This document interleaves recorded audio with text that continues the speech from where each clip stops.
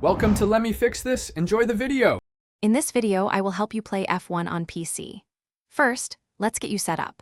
Make sure your computer meets the game's minimum specifications for a smooth experience.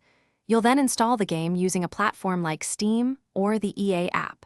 Once installed, connect your favorite controller, whether it's a standard gamepad or a dedicated racing wheel and pedals. This initial setup is crucial for diving into the thrilling world of Formula One racing.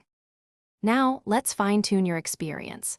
Dive into the graphics settings to find the perfect balance between stunning visuals and a consistent frame rate, aiming for 60 frames per second or higher. Next, customize your control scheme.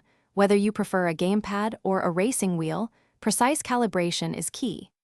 Don't forget to check accessibility options to make the game truly yours, ensuring maximum enjoyment on the track.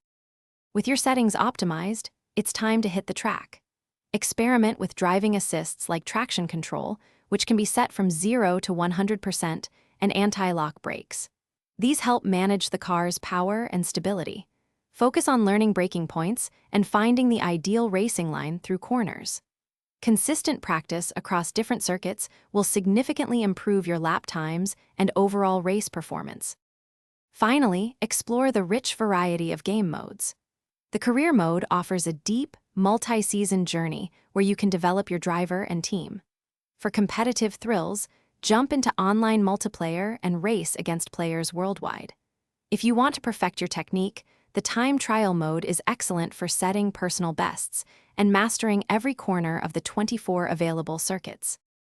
Thanks for watching. If you found this helpful, don't forget to like and subscribe.